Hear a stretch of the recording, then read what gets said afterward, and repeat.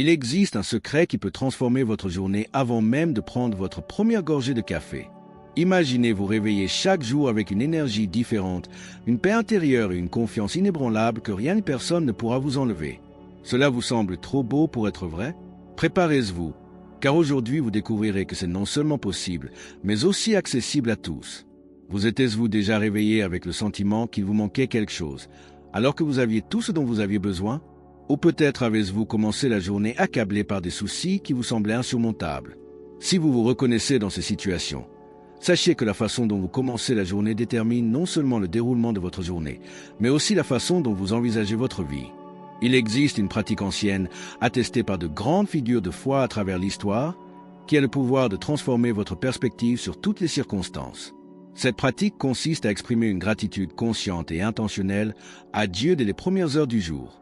Je ne parle pas d'une formule magique ou d'une pensée positive superficielle, mais d'un principe spirituel profond enseigné par Jésus-Christ qui peut révolutionner votre chemin. Préparez-vous à découvrir comment un simple changement dans votre routine matinale peut vous ouvrir les portes du paradis. Vous savez, en cheminant, vous réalisez soudain que vous vous appuyez sur quelque chose d'inutile. Le même phénomène se produit dans la vie spirituelle. Souvent, sans nous en rendre compte, nous nous inventons des béquilles qui nous donnent un faux sentiment de sécurité. C'est peut-être ce compte en banque bien garni, ce diplôme accroché au mur, ou même ce deuxième avis médical que nous demandons après que Dieu nous a parlé. Le problème n'est pas que ces choses soient mauvaises en soi, mais que lorsqu'elles deviennent notre principale source de confiance, nous avançons sur un terrain dangereux. Jésus-Christ veut être notre seul véritable soutien, notre rocher inébranlable au milieu des tempêtes de la vie. La foi authentique exige un courage que peu sont prêts à avoir, celui de lâcher prise et de marcher seul avec le soutien de Dieu. Je me souviens d'Abraham, qui a dû tout quitter sa terre, sa famille, ses ressources pour suivre une promesse qu'il ne percevait pas encore pleinement. Lorsque nous plaçons notre confiance totale en Dieu, quelque chose d'extraordinaire se produit et nous découvrons qu'il est infiniment plus fiable que toute sécurité terrestre imaginable. La prière devient notre refuge, la parole notre boussole et la grâce divine notre soutien. C'est un processus effrayant au début, mais qui nous conduit à une paix qui dépasse toute compréhension. Père céleste, en ce moment, j'ai choisi de placer toute ma confiance en toi. Je reconnais que je dépends d'autre chose que toi, et aujourd'hui je déclare que Jésus-Christ est ma seule véritable sécurité. Éloigne de moi toute dépendance à toi et apprends-moi à vivre par la foi et non par la vue. Au nom de Jésus. Amen. Nous vivons à une époque de vacarme, assourdissant avertissement, opinions, conseils non sollicités et une cacophonie de voix qui se disputent notre attention. Mais au milieu de tout ce chaos, une voix murmure avec une autorité absolue, la voix de Dieu. Le grand défi n'est pas que Dieu ait cessé de parler, mais que nous ayons cessé de l'écouter avec l'intensité nécessaire. Jésus-Christ nous a enseigné que les brebis connaissent la voix du berger, et cette intimité se développe par la pratique constante de la prière et une profonde immersion dans les Écritures. Lorsque nous apprenons à discerner sa voix, nous découvrons qu'il parle par le Saint-Esprit d'une manière qui transcende notre entendement naturel. La voix de Dieu résonne rarement comme le tonnerre en fête. Il préfère le doux murmure que Élie a entendu dans la grotte. Il peut s'agir de cette paix inexplicable qui envahit votre cœur lors d'une décision difficile, ou de ce verset qui surgit d'une page de la Bible comme s'il avait été écrit spécialement pour vous. Parfois, il parle à travers des circonstances qui s'accordent surnaturellement, d'autres fois à travers des personnes qui croisent notre chemin au bon moment. La clé est de cultiver un cœur sensible et un esprit renouvelé, libéré de la peur de faire des erreurs et rempli de foi pour croire que notre Père Céleste désire vraiment communiquer avec nous. Plus nous pratiquons cette écoute spirituelle, plus sa direction deviendra claire sur notre chemin. Seigneur, je désire entendre ta voix plus que toutes les autres voix du monde. Apprends-moi à discerner quand c'est toi qui parles à mon cœur. Que mon oreille spirituelle soit sensible à tes conseils et que j'ai la confiance de suivre tes voies, même lorsque je ne les comprends pas pleinement. Parle-moi, Père, ton Fils m'entend. Au nom de Jésus. Amen. Lorsqu'une tempête frappe à notre porte, notre premier réflexe est toujours le même: chercher des explications, trouver un coupable ou essayer de comprendre pourquoi tout cela arrive. Mais savez-vous ce que j'ai découvert au fil des ans? Les réponses que nous cherchons si désespérément arrivent rarement quand nous le souhaitons, et lorsqu'elles arrivent, elles ne satisfont souvent pas pleinement notre cœur. Jésus-Christ nous enseigne une approche révolutionnaire. Au lieu de chercher des réponses, nous devons le chercher. C'est comme l'histoire de l'homme cherchant ses clés sous un lampadaire. Il n'est pas allé là où il les a perdues, mais là où il les a vues le plus clairement. De même, la solution à nos difficultés ne réside pas dans les explications, mais dans la présence de celui qui a autorité sur toutes les circonstances. Au milieu de la douleur, du désespoir et de l'incertitude, une invitation silencieuse se fait entendre à une intimité plus profonde avec le Créateur. Chercher Jésus dans les moments difficiles nous permet de découvrir des dimensions de son amour que nous ne connaîtrions pas dans des moments plus calmes. La prière devient plus intense, la foi plus authentique et la confiance plus solide, non pas parce que nous comprenons tout, mais parce que nous connaissons celui qui contrôle tout. Il est étonnant de constater à quel point les plus grandes crises de la vie peuvent devenir de formidables opportunités de croissance spirituelle. La peur qui nous paralysait autrefois fait place à une paix inexplicable et nous découvrons que la grâce de Dieu suffit véritablement à nous soutenir en toutes circonstances, aussi difficiles soient-elles. Jésus, même lorsque je ne comprends pas ce qui se passe dans ma vie, j'ai choisi de te chercher au lieu de simplement chercher des réponses. Tu es plus grand que tous les problèmes auxquels je peux être confronté. Dans mes difficultés, puisses-tu être ma force, ma paix et mon espoir. Puisses-je trouver en toi tout ce dont j'ai besoin pour avancer avec foi et confiance. Amen. Il existe une vérité puissante que beaucoup de chrétiens ne comprennent pas encore pleinement en Jésus-Christ. Vous n'êtes pas victime des circonstances, vous avez autorité sur elles.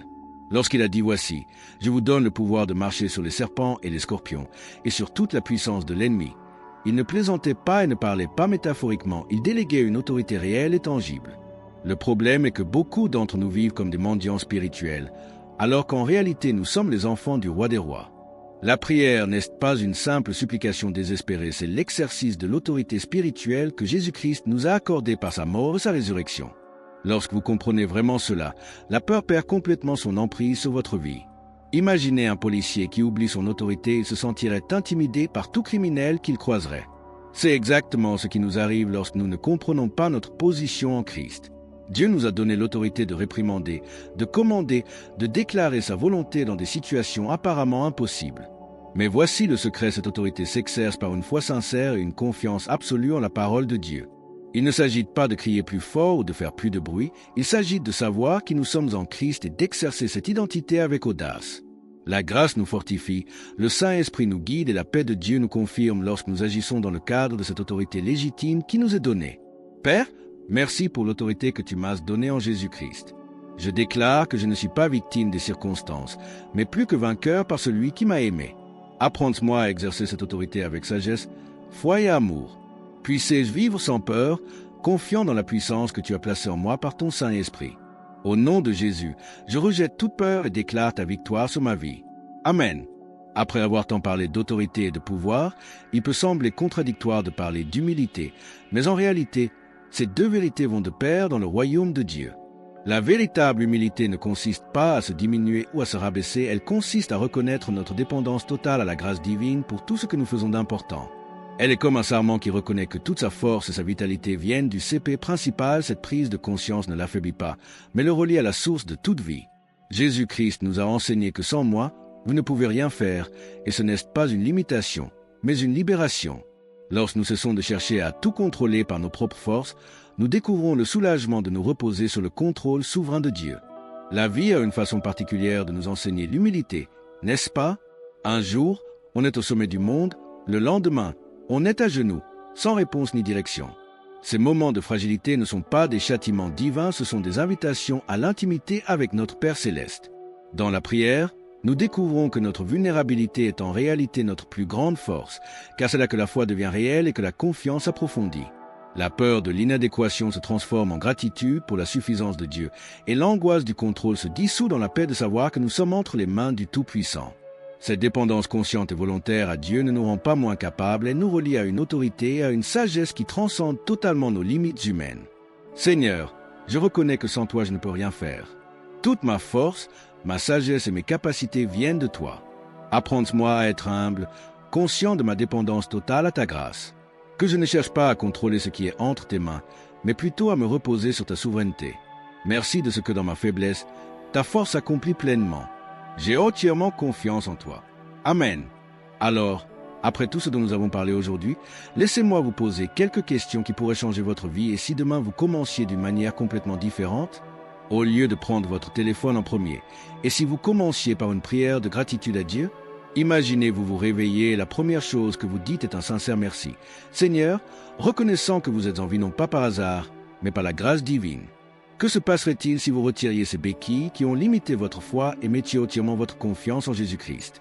Et si vous cessiez de chercher des explications à tous vos problèmes et commenciez à rechercher la présence de celui qui a autorité sur toutes les circonstances, en vérité, vous avez tout ce qu'il vous faut pour vivre une vie paisible, confiante et pleine de sens.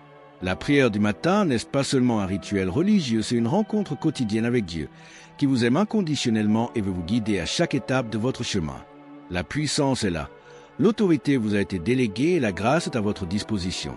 La seule question qui reste est: ferez-vous ce pas de foi? Père Céleste, merci pour ce moment de communion et d'apprentissage. Que tout ce que je partage aujourd'hui ne reste pas un simple savoir, mais devienne une véritable transformation dans ma vie. Aide-moi à commencer chaque matin à chercher ta face, à faire confiance à ta grâce et à vivre dans l'autorité que tu m'as donnée en Jésus. Que ma vie soit un témoignage de ton amour et de ta puissance.